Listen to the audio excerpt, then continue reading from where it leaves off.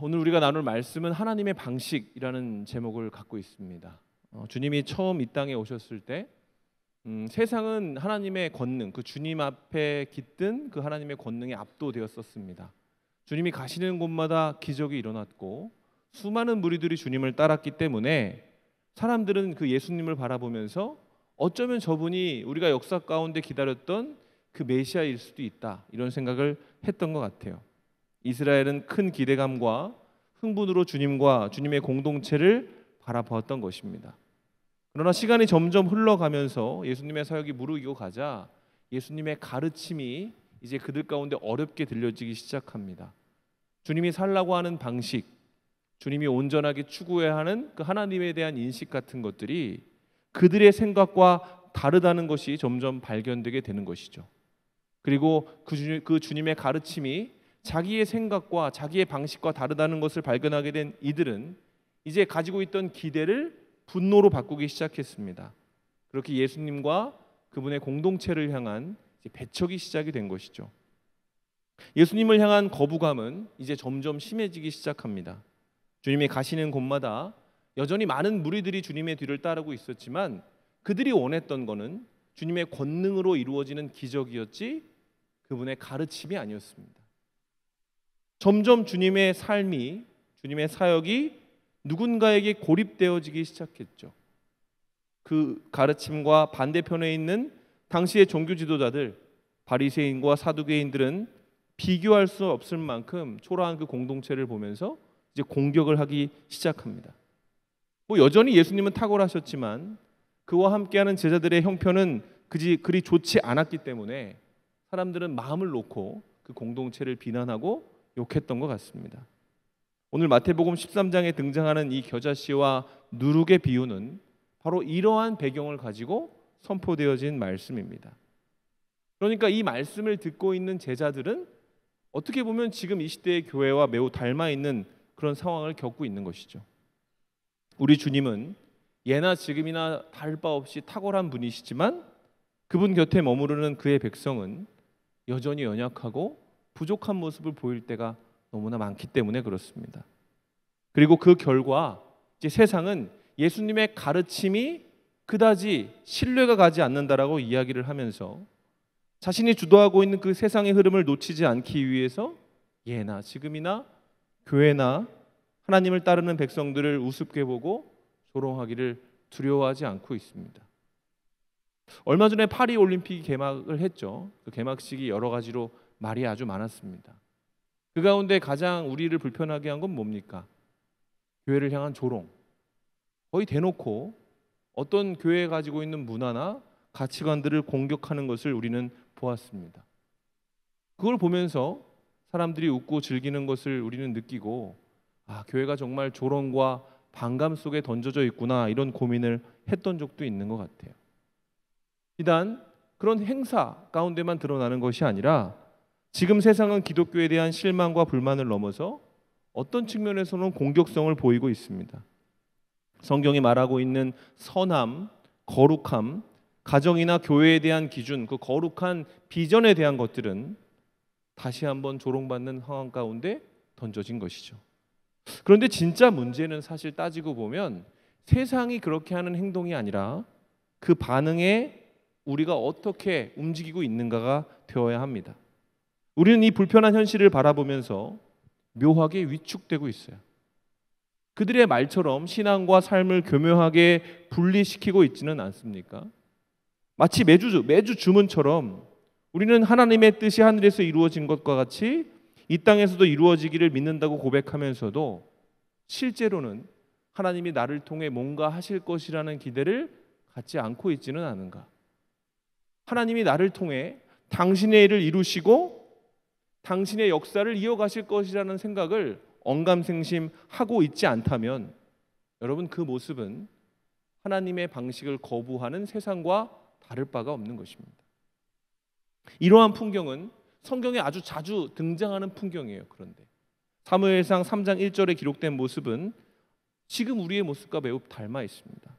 3장 1절에 보면 이렇게 되어 있어요. 아이 사무엘이 엘리 앞에서 여호와를 섬길 때에는 여호와의 말씀이 희귀하여 이상이 흔히 보이지 않았더라.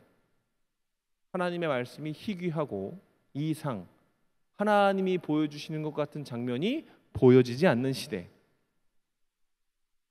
그 비참한 시대 가운데 가장 큰 문제는 어디에 있었을까요? 다름 아닌 성전 안에 있었습니다. 당시 이스라엘에는 엘리라는 제사장이 일하고 있었습니다. 엘리 제사장의 그 자녀 가운데 홈리와 비느하스라고 하는 후계자가 있었는데, 성경은 이들을 일컬어서 천하의 불량한 자다 이렇게 표현을 하고 있어요. 실제로 그들은 자기가 후일 제사장이 되어야 되는 사람임에도 불구하고 성전 안에서 하나님의 이름을 가지고 배를 불리고 자신의 욕망을 채우는데 주저함이 없었습니다. 그렇다면 그들이 자기가 제사장인 것을 알고 있었음에도 어떻게 이렇게 무례하게 하나님 앞에 행할 수 있었을까요? 궁극적인 원인을 따지고 보면 그것은 바로 교만에 있습니다. 엘리 집안의 가장 큰 문제는 바로 자기가 하나님의 방식을 이해하고 있다라는 착각이었어요. 하나님이 어떻게 일하시고 다음에 어떻게 될 것이라는 것을 나름 예측하고 있었던 겁니다. 이후 엘리 집안에 일어난 비극적인 사건을 보면 바로 이러한 모습이 매우 잘 드러나죠. 홈리와 비느하스가 제사장이 되었을 때에 블레셋과의 큰 전쟁이 일어나게 됩니다. 그때의 장로들이 뭘 가지고 그 전쟁에 앞서냐면 하나님의 법궤를 가지고 그 싸움에 임하거든요. 법궤를 가지고 나아가면 전쟁에 이길 수 있을 것이다. 누가 가르쳤을까요? 엘리가 가르친 것입니다. 홈리와 비느하스가 앞장서서 그 법궤를 메고 전진을 했고, 이스라엘 군대는 마치 그 하나님의 말씀을 부적처럼 여기면서 우리가 이 말씀을 가지고 있으니까 우리는 전쟁에 이길 것이라고 장담하고 있었습니다. 그런데 결과는 그들의 기대와 전혀 달랐던 것이죠. 그 전쟁에서 이스라엘은 대패합니다. 홈리와 비느하스는 전사했고 심지어 법궤까지 블레셋에게 빼앗기게 되죠. 이 청천벽력과 같은 소식을 들은 엘리 제사장은 그 자리에서 넘어져서 의자에 앉아 있다가 그 자리에서 뒤로 넘어가서 목이 부러져 죽었고, 자신의 남편이 죽었다는 소식을 들었던 비느하스의 아내는 자기의 아들을 해산하는 과정 가운데 충격을 받고 죽게 됩니다. 죽으면서 자기의 아들을 일컬어서 뭐라고 이름을 지으냐면 이가봇이다 이렇게 짓죠. 엘리의 집안에서 유일하게 등장한, 엘리의 집안 사람들의 이야기를 얘기하면서 이 이가봇이라는 이름이 등장하는데, 여러분 이가봇이라는 이름의 뜻은 영광이 없다라는 뜻을 가지고 있어요. 하나님의 영광이 이제는 없다라는 의미입니다. 이 단어로 볼 때 여러분 엘리 집안이 가지고 있던 신앙은 뭐였던 겁니까? 자기가 복받고 자기가 잘 돼야 그것을 하나님의 영광으로 여기는 백성이었던 겁니다. 일종의 번역 신학이었고 자기 신학이었던 겁니다. 자, 그렇다면 생각해 보죠. 비느하스의 아내가 자기 아들을 보면서 이제 다 끝났다, 이가봇이다 이렇게 말하는 것은 온전한 것이었는가? 엘리의 집안이 망하고 법궤가 빼앗겼으니 이제 정말로 하나님의 영광이 이스라엘을 떠난 것입니까? 그렇지 않습니다. 성경은 그렇게 얘기하고 있지 않아요. 하나님은 결코 당신의 영광을 대적에게 빼앗기시는 분이 아니죠. 하나님은 그렇게 약한 분이 아닙니다. 엘리의 집안의 비극은 그럼에도 불구하고 하나님의 말씀을 경홀히 여겼기 때문이고, 그 말씀을 경홀히 여긴 엘리 집안을 향한 하나님의 심판이었을 뿐, 보이지 않고 느껴지지 않아도 하나님의 영광은 여전히 이스라엘 가운데 있었습니다. 왜냐하면 지금 볼 때는 환란이고 역경이지만 그 순간에도 하나님이 역사하고 계셨기 때문에, 일하고 계셨기 때문에 그렇습니다. 사무엘상 3장 1절에 보면 다시 이렇게 되어 있죠. 아이 사무엘이 엘리 앞에서 여호와를 섬길 때, 여호와의 말씀이 희귀하고 이상은 보이지 않았지만 하나님은 어떻게 하고 계셨던 거예요? 어린 사무엘을 자신의 능력으로 길러내고 계셨다. 여러분, 이것이 하나님이 일하시는 방식이라는 거예요. 오늘 우리가 사는 시대는 실제로 교회보다 탁월해 보이고 거대해 보이는 것들이 주변을 많이 차지하고 있습니다. 그들의 조롱과 비난에 교회는 무기력하게 쩔쩔매고 있는 것 같고, 정말로 그런 욕을 먹어도 싼 것처럼 보일 때도 있습니다. 그러나 그렇다고 해도 여러분, 교회가 하나님의 영광으로부터 벗어났다 이렇게 봐서는 안 되는 거예요. 왜 그렇습니까? 하나님은 여전히 우리 가운데 계시기 때문에 그렇습니다. 그 증거가 뭐죠? 아직 교회가 있다는 사실입니다. 에베소서 1장 23절의 말씀을 우리 한번 같이 읽어보겠습니다. 시작. 교회는 그의 몸이니 만물 안에서 만물을 충만하게 하시는 이의 충만함이니라. 자, 이제 오늘 말씀을 한번 살펴보죠. 오늘 말씀은 하나님이 일하시는 방식이 아주 자세하게 나와 있는 본문입니다. 여기서 주님은 두 가지 비유를 하시는데, 먼저 주님이 뭐라고 하시냐면 천국은 마치 사람이 자기 밭에 갖다 심은 겨자씨 한 알과 같다 이렇게 말씀을 하셨어요. 주님이 말씀하신 겨자씨는 이 깨알보다 아주 작은 그런 씨앗인데, 그 당시 유대 사람들에게는 가장 작고 보잘것없는 것을 지칭할 때 이 겨자씨라는 단어를 썼다라고 합니다. 그러니까 지금 당장 그 상황 가운데에서 주님이 볼 때, 이 제자들이 볼 때, 주님의 제자들이 볼 때 천국은 보이지 않았던 거죠. 너무나 보잘것없고 작고 가망성이 없게 여겨졌다는 것이 이 비유에 드러나 있습니다. 그랬기 때문에 예수님을 따라왔던 그 제자들이 지금 하나 둘씩 주님을 떠나고 있었던 것이죠. 그 가운데 주님이 제자들을 다 모아놓고 뭐라고 말씀하시는 거죠? 너희는 지금 하나님의 나라가 보이지 않는다고 생각하는 거지? 그러나 보이지 않아도 잘하고 있다.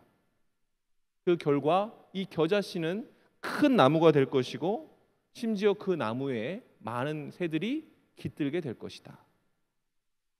여기서 예수님은 의도적으로 겨자씨와 극명하게 대비되는 나무의 이미지를 사용하고 계시는데, 에스겔서 17장 22절로 23절에 보면 이렇게 되어 있어요. 주 여호와께서 이같이 말씀하시되 내가 백향목 꼭대기에서 높은 가지를 꺾어다가 심으리라. 내가 그 높은 새 가지 끝에서 연한 가지를 꺾고 높고 우뚝 솟은 산에 심되 이스라엘 높은 산에 심으리니 그 가지가 무성하고 열매를 맺어서 아름다운 백향목이 될 것이요 각종 새가 그 아래 깃들이며 그 가지 그늘에 살리라. 여러분, 큰 나무라는 것은 성경에서 제국, 가장 크고 완전한 것을 표현할 때 사용되어지는 이미지죠. 그러니까 예수님은 지금 가장 작은 것으로 여겨지고 있는 그 천국을 설명하시면서 뭐라고 하시는 거냐면, 이 천국, 이 작아 보이는 천국을 하나님이 당신의 방식으로 큰 나무, 다시 말해 제국이 되게 하실 것이다 이렇게 말하고 있는 것이죠. 방금 읽었던 에스겔 말씀은 바벨론에 이스라엘이 포로로 잡혀갔을 때 선포된 말씀이죠. 국가 간의 전쟁이, 그 당시는 곧 그 국가가 섬기는 신들의 전쟁이었다는 인식이 있었을 때입니다. 이스라엘 사람들이 바벨론에 사로잡혔다는 것은 이스라엘의 신 여호와가 졌다는 것을 의미하는 시대였다는 것이죠. 그런데 이 생각이 깊이 뿌리내려서 이제 더 이상 소망이 없다, 하나님이 보이지 않고 일하지 않는다라고 말하고 있던 이들에게 이제 하나님이 에스겔의 입술을 통해 말씀하시는 겁니다. 아니다, 나는 여전히 일하고 있다. 지금 집중하지 말고 결과를 기대해라. 소망을 잃지 말아라. 내가 백향목 꼭대기에서 높은 가지를 꺾어다가 그것을 이스라엘의 높은 산에 심을 것이고 그 가지가 자라 아름다운 백향목이 되어 세상을 위로하게 될 것이다. 두 번째로 누룩 비유는 어떻습니까? 33절에 이렇게 되어 있죠. 또 비유로 말씀하시되 천국은 마치 여자가 가루 서말 속에 갖다 넣어 전부 부풀게 한 누룩과 같으니라. 여기서 가루 서말이라는 것은 40리터, 한 100인분 정도의 빵을 만들 수 있는 아주 많은 양의 밀가루를 얘기하는 겁니다. 이 밀가루 반죽이 빵으로 바뀌기 위해서는 반드시 누룩이 필요하죠. 누룩이 빵 속에 들어가면 여러분 그것은 티가 나지 않지만 그의 일함은, 누룩이 일하고 있다는 것은 그 반죽이 부풀어 올라 빵으로 변하기에 합당한 지경에 이를 때까지 우리는 그것을 가시적으로 볼 수 있는 것으로 여겨지게 된다는 거예요. 누룩의 비유 또한 겨자씨의 비유와 비슷한 것이죠. 지금 예수님은 겨자씨와 누룩의 비유를 통해서 보이지 않아도, 느껴지지 않아도 하나님이 일하고 계시다 이렇게 제자들에게 위로하고 계신 거예요. 여러분, 우리는 이 겨자씨와 누룩의 비유를 통해서 분명하게 알아야 되는 게 있어요. 그게 뭐냐면 하나님의 일하시는 방식입니다. 하나님은 우리 눈에 보이지 않아도 한 번도 쉬지 않으시고 일하시는 분입니다. 그리고 그 일하심의 결과는 지금 내가 보지 못한다고 할지라도 결과로 하나님께서 증명해 내실 것이다. 이것이 우리가 가져야 되는 믿음이라는 것이죠. 그래서 우리가 믿음을 가지고 있다면 바로 이 사실을 믿고 우리에게 주어진 현실을 소망으로 살아내는 연습을 끊임없이 해야 되는 거예요. 물론 그 일하심은 우리의 눈으로 확인하기 어려울 수도 있고 그 증거가 미비해 보일 수도 있습니다. 그러나 우리는 믿습니다. 뭘 믿죠? 하나님은 지금도 일하고 계시다. 막연하고 불가능해 보이는 상황에서도 하나님은 언제나 일하고 계시다. 우리가 예상할 수 없는 방식, 우리가 생각하지 못하는 방식으로 일하고 계시다. 그렇기 때문에 하나님을 믿는 자라면 여러분 눈이 아니라 믿음으로 세상을 봐야 됩니다. 그런데 우리는 실제로는 너무나 쉽게 낙심하고 단정지으며 살아갈 때가 많은 거죠. 그게 문제가 되는 겁니다. 하나님은 여전히 일하고 계시는데 우리는 너무나 쉽게 단정하다 보니까 우리가 낙심하고 낭망하고 기대하지 않으면서 세상에 떠밀려 살 때가 많다는 거죠. 이런 우리에게 성경이 뭐라고 위로합니까? 고린도후서 5장 7절 이는 우리가 믿음으로 행하고 보는 것으로 행하지 아니함이로라. 우리가 고백해야 되는 말이 바로 이런 거라는 것이죠. 여러분 성경에 등장하고 있는 수많은 이야기들은 성경은 이야기 아닙니까? 신학책이 아니라 많은 사람들이 등장하고 그 등장 속에 스토리가 있지 않습니까? 근데 그 스토리의 공통점이 바로 이런 거예요. 하나님이 어떻게 전적으로 그들을 만들어내시는가. 아브라함을 보십시오. 아브라함에게 하나님이 약속하신 것이 뭐죠? 너의 후손이 하늘의 별과 같이 바다의 모래와 같이 많아질 것이다. 내가 너를 믿음의 조상으로 삼겠다. 아브라함이 살아 생전에 자녀를 몇 명 낳았죠? 1명 낳았습니다. 그 1명도 중간에 하나님이 바치라고 하셔가지고 아브라함은 그냥 그 말씀 따라 이삭을 바치려고도 했잖아요. 아브라함이 살아 생전에 하나님의 일하심은 왠지 성실하게 느껴지지 않았을 수도 있어요. 아니 나를 통해 민족을 이루신다고 하셨는데 나는 아들이 1명밖에 없는데 이거 가지고 그 일이 될까? 근데 히브리서는 얘기하죠. 아브라함은 보이지 않는 데서 그 약속을 믿음으로 말미암아 하나님이 그의 믿음을 의롭다 여기셨다. 모세는 어떻습니까? 모세는 80세 하나님의 부르심을 입었죠. 그가 40살까지는요 나름 무엇이든 할 수 있을 것이라고 생각하던 능력 있는 사람이었어요. 그런데 하나님이 그를 부르셨을 때 그 80세 때에는 그의 신분도 이제 목동이고 모든 삶의 능력이 다 빠져나가서 쓸모없는 존재가 되었을 때입니다. 그런데 여러분 그때에 하나님이 그를 불러서 일을 맡기시고 이뤄내셨죠. 그렇다면 그 공백의 40년 동안 하나님은 쉬신 것입니까? 그렇지 않아요. 모세와 떨어져 계시지 않고 당신의 일을 보이지 않게 이어가고 계셨다는 것이죠.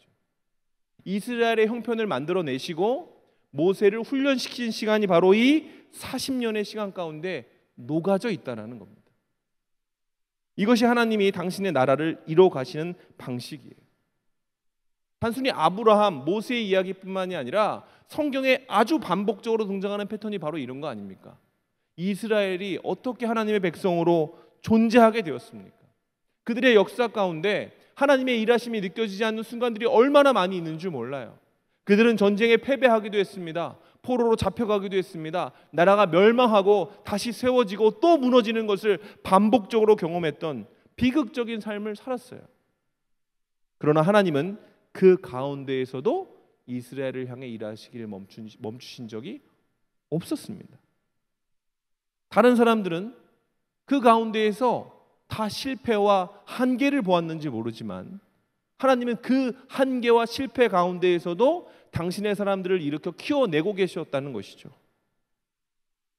느헤미야, 에스더, 모르드게 환난의 시대에도 분명히 하나님의 사람은 있었고 그 하나님의 방식으로 자라나고 있었다. 이런 맥락에서 지금 비느하스의 아내가 얘기했던 이가봇, 내게 불행이 일어났고 내가 상상할 수 없었던 환난이 닥쳤으니 이제 하나님의 영광이 내게서 떠났다라는 말은 구원받는 백성이 해서는 안 되는 말이요, 할 수도 없는 말이라는 겁니다. 여러분, 이 말씀을 우리는 어떻게 바라봐야 됩니까? 오늘 우리 입술을 한번 돌아보면서 우리 자신에게 적용해 볼 수 있어야만 합니다. 여러분, 우리는 각자 다 믿음을 가졌다라고 자부하고 있죠. 겨자씨 같이 작은 믿음일 수도 있습니다. 보이지 않아서 야, 네가 믿음이 있어라는 핀잔을 들을 때도 있을 수 있습니다. 그런데 그 믿음이라도 하나님이 주셨다라고 믿는다면 하나님이 지금 뭐라고 하시는 거예요? 어마어마한 결과를 만들어내고 내겠다라고 우리에게 말씀해 주시는 겁니다. 빌립보서 1장 6절이 우리가 믿는 내용 아닙니까? 너희 안에 착한 일을 시작하신 이가 그리스도 예수의 날까지 이루실 줄을 우리는 확신하노라. 여러분, 믿음이 있다고 해서 우리가 원하는 대로, 우리가 생각한 방식대로 우리 앞에 있는 일이 다 바뀌는 게 아닙니다. 믿음이 있다라는 건 뭐냐면 결과를 바라보며 믿는 거예요.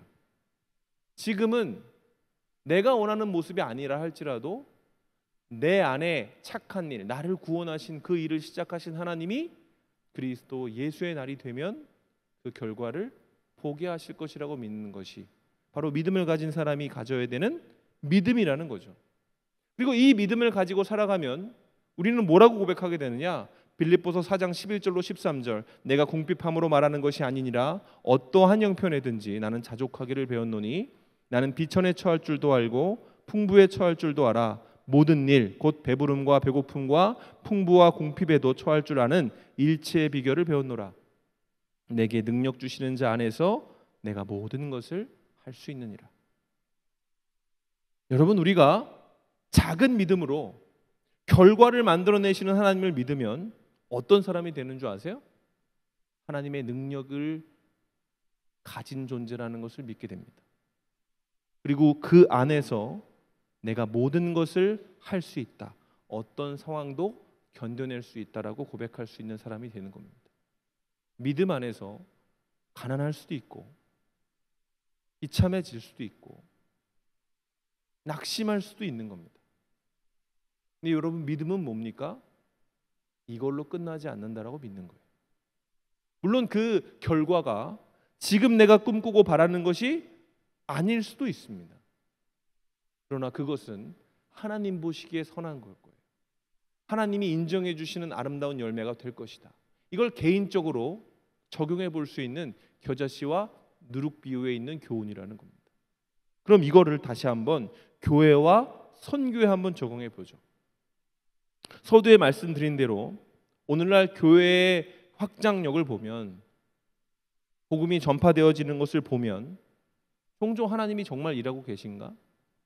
복음을 먼저 받아들였다는 유럽이 저 모양이 됐고 기독교 100년이 지난 한국교회도 그다지 활력이 없는 것 같고, 주님의 복음이 전파된다 할지라도 유통기한이 있는 것처럼 느껴질 때가 있는데 과연 하나님은 어떻게 일하고 계시는가 고민될 때가 있죠. 그런 안 좋은 장면만 보다 보면 눈앞이 캄캄해질 때도 있고, 야, 소망이 없다, 이가봇이다, 이렇게 한탄이 나올 때도 있을 수 있습니다. 그러나 여러분, 믿음은 뭐라고요? 현재가 아닌 장래의 영광을 바라보는 겁니다. 하나님이 보여주시고자 하는 진짜는 지금 내가 보고 있는 장면에 깃든 것이 아니라 나는 지금 보여지지 않지만 하나님만이 하실 수 있는 그 소망과 이상을 향해 나아가야 된다는 거예요. 조국 교회가 어떻게 여기까지 왔습니까? 여러분도 아마 아실 만한 선교사님 가운데 언더우드와 아펜젤로 선교사님이 계세요.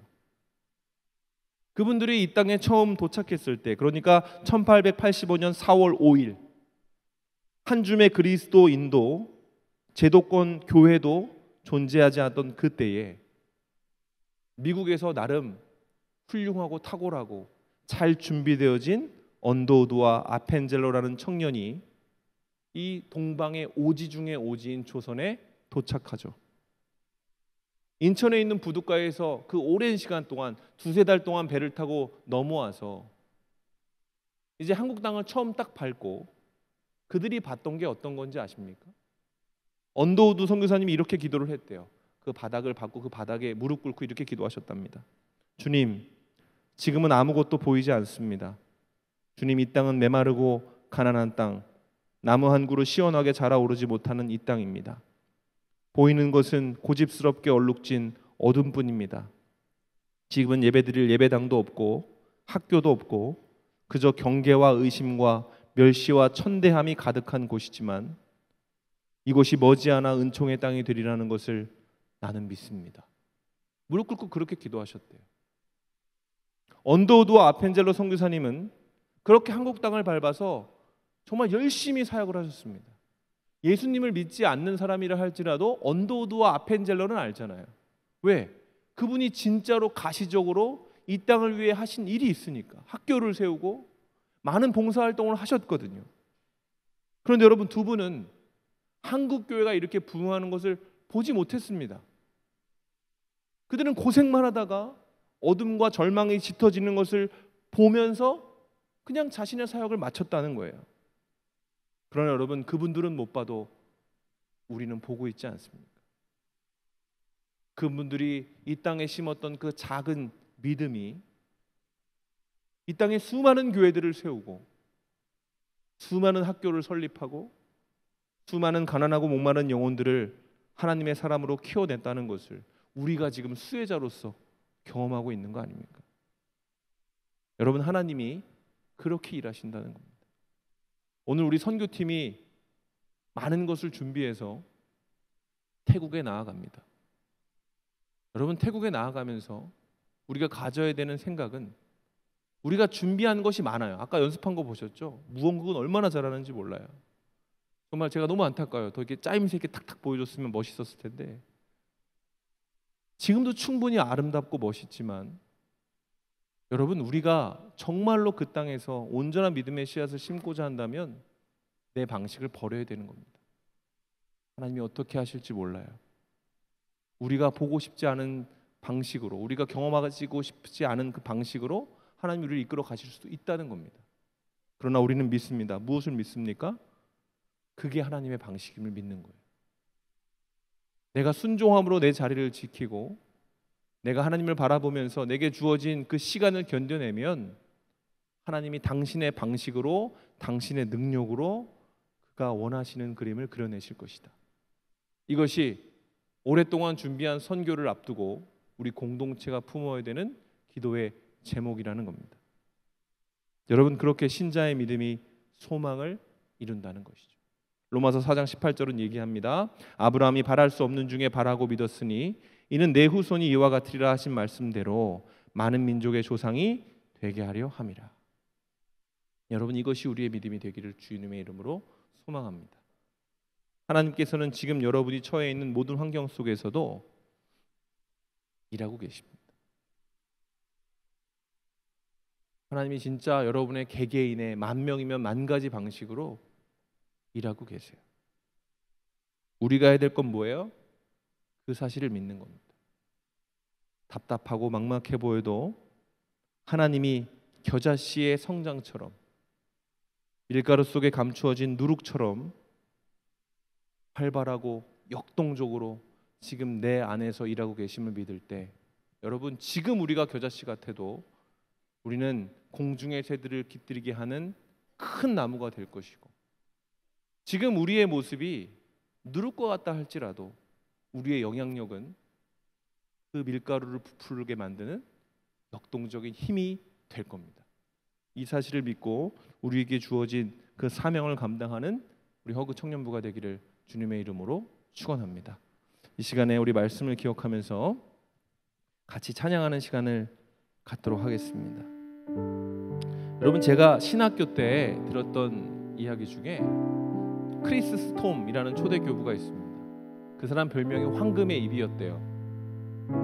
설교를 하면 수많은 사람들이 회개를 하고 성령을 받는 일이 많아서 초대교회 아주 유명했던 설교가입니다. 어느 날 어떤 가난하고 능력 없는 주의 종이 그에게 찾아와서 제게 소명이 없는 것 같아요. 어떻게 소명을 발견할 수 있습니까? 라고 물어봤을 때 크리스 스톰이 이렇게 얘기했대요. 피할 수 없다면, 내려놓을 수 없을 것 같으면 그게 하나님의 부르심입니다. 여러분, 가난하고 부족한 종은 자기의 실력이 없고 가망성이 안 보이기 때문에 나는 하나님이 안 부르신 것 같아.